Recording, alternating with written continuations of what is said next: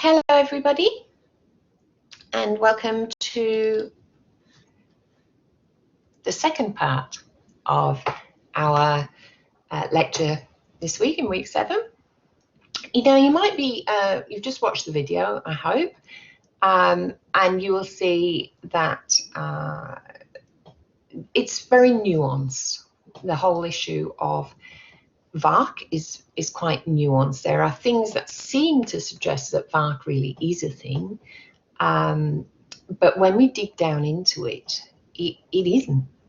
And we're certainly not in the way that it's been used in schools. So I want to give you a few more examples of why I say that. And I want to look at some experiments that David Kramer did, looking at the brain and visual and verbal styles and so on. And in these experiments, the first one, the experimenters created stimuli that could be verbal or visual. So participants either saw an image with 3 features, for example, a blue triangle with stripes, or they saw a verbal description of the features, blue, stripes, triangle. And then they saw a target figure appear briefly. So that might, for example, have been a blue triangle with stripes. And then they saw 2 more figures and they had to judge which one was more similar to the original target.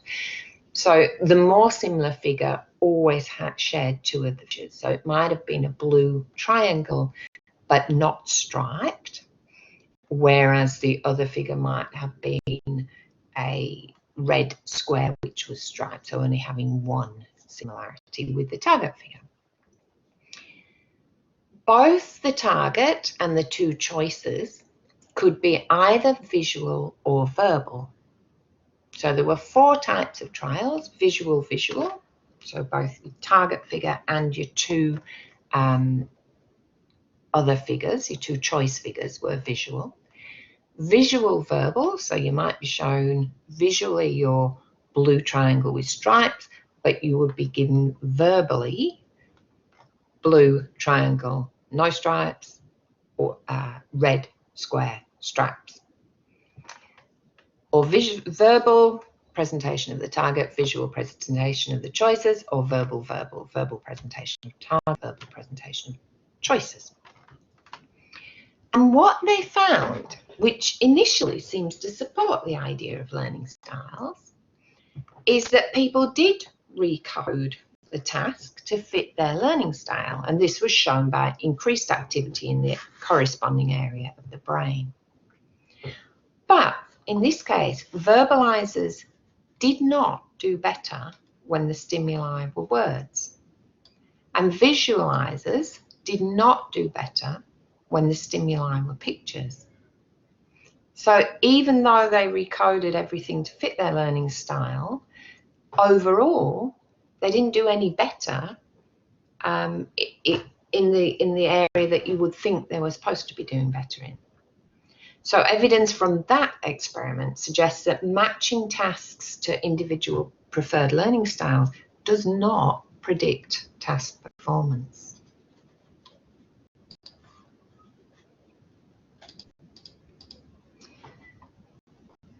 And that matters because we might be limiting ourselves by thinking that we learn in a particular way. So Kramer and his colleagues went on to do another series of experiments.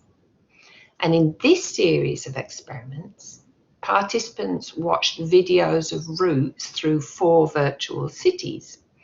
And they were subsequently tested on their memory for observed landmarks and their ability to make judgments regarding directions of the different landmarks at different places along the route.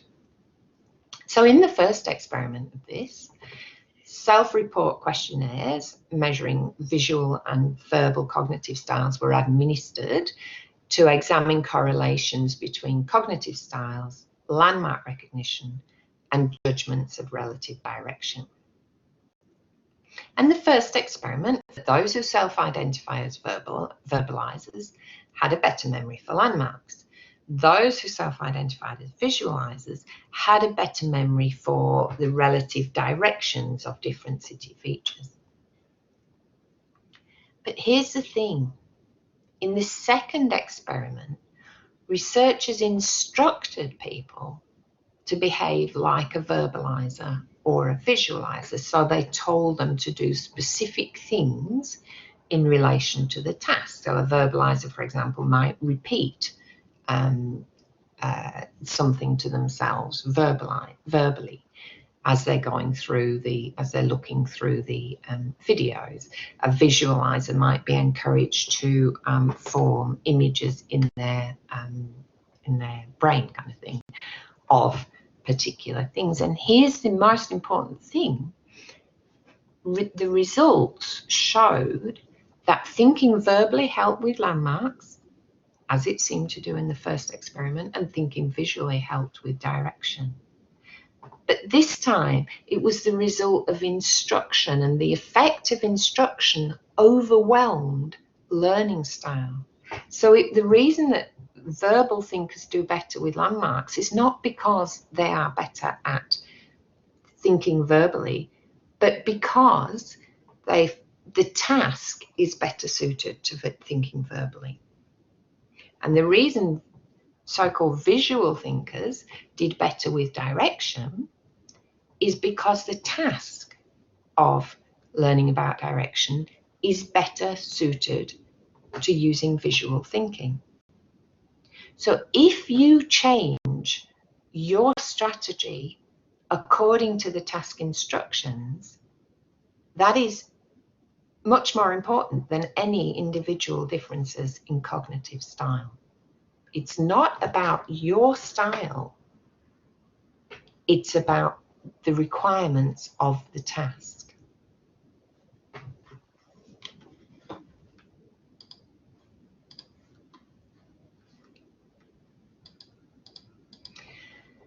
So you might be thinking, well, where does this leave UDL? And you've heard every learner is unique, every learning situation is unique. We can meet the needs of all our students through UDL. And we focus on learner variability, we provide access to the curriculum. This is true. And some students will struggle, obviously, with some types of learning. So to paraphrase Stella Young, no amount of telling some people, particularly some people who've been blind from birth, to visualize is actually going to make that happen. Some people just cannot visualize. Blind people actually frequently can visualize through their hands, and of course the majority of people go blind after birth, and many of those can visualize. But again, we can't make assumptions around that, and certainly some people, for whatever reason, cannot visualize. So we do need to create a curriculum that does enable all students to access learning, including those who can't learn in a particular way because of an impairment. But the thing is, with UDL, the very first step is to establish clear outcomes. Okay? And that perfectly fits with the focus on the learning that we require. So we don't need to peg students to one mode of learning. Okay? If we have, for example, if somebody is unable to visualize for any reason, we can provide a range of different alternatives. We can meet the needs of all our students through UDL by providing multiple representations of information to accommodate all needs in relation to a task. So let's go on and look at the next slide, and I'll say what maybe help you a little bit more by focusing on a particular example. Where does focusing on the learning outcomes bring us in terms of multiple means of representation? What we want, for example, might be for our students to speak Spanish. Okay, very broad learning outcome. You would obviously bring this down to specific aspects of speaking Spanish, but broadly speaking, let's go with this. Learning to speak Spanish. If you can hear, in terms of reproducing an accent, it's probably always best for you to hear a Spanish accent first. No matter how effective visual strategies are generally, showing a picture of somebody speaking Spanish is unlikely to result in them speaking with a perfect Spanish accent. Okay, even mouthing it in front of somebody is unlikely to get as good results as them actually hearing it first for people who can hear. However, it might help, excuse me, someone reproduce the sound later. So you've heard the sound, but you're now needing to think about how to move your mouth in the particular way that will reproduce that sound. So we've heard the sound, we see the speaker, we concentrate on the shape of the mouth. We hear the speaking, we watch a video, we see the speaking happen in the context of a natural discussion between Spanish people. That all helps us link to meaning. Okay, so having someone mouth the words helps people lip read. Having the written word as well will help people link the sound to the meaning.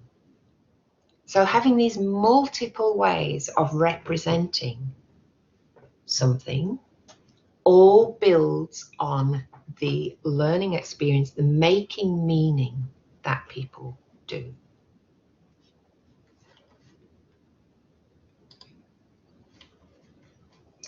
Another example, and they use the example of a map in the video, but I'll just show you again. If you want to know the relative positions of different states in the eastern US, you can give a verbal explanation. We can say Massachusetts is in the northeast, above Rhode Island, which is north of Connecticut, which is northeast of New Jersey, and so on. But that's probably really not very helpful for most people. Many learners would learn better from a visual map than a verbal explanation of that map.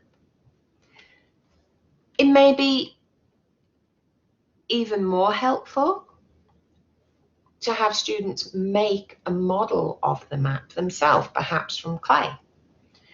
And that would help a student with impaired vision be able to visualize the map through their hands. But it would also reinforce the learning that everybody is doing, because then they have to think, oh, how do I make the straight line? For example, some of these borders are straight lines. How do I make the straight line with clay? How do I make the border, the curly borders with clay? And so on. And what's this little strange bit on the map here? What's that doing? So what are the outcomes? You want students to learn the relative positions of these states, show a map, but also get them to make a model from the map. And the other advantage of that, which is what we'll also go on and talk about now, is that if you make a model from a map, you're changing the way that you're interacting with the content. So that is always helpful in learning. If students have to just reproduce what they've been given, whether that's re-verbalizing what you've already told them, or rewriting what they've just read, or drawing the same picture, reproducing the same picture, then they're less likely to learn it than if they have to engage in a different way. So let's have a look at another example of that. Again here, the best way to represent this information would be visually, probably, with a model, a 3D model. In fact, probably a 3D model would be better than visual in this case, because it is a 3D experience. But having a visual, a picture, a model, and watching a video of this process happening is going to be much more helpful than just giving a verbal or written explanation. Okay, so focusing on the task, what's actually happening, and then getting a visual representation of that. But if you ask students to reproduce in words, or to give them a visual representation and then pick out certain things, certain words that you want to know if they know the meaning of, that's all fine, because it means that they have to change the ways in which the information is represented. And that's why it's actually far more useful for you to make your own notes from lectures than for just to look at the lecturer's notes and not to have to actively engage with the information. Better to handwrite it than to cut and paste it, we think. All right. So, yeah, just to recap, really it's about using a variety of strategies, different instructional tools. Think about the task, think about the most effective ways of representing that information.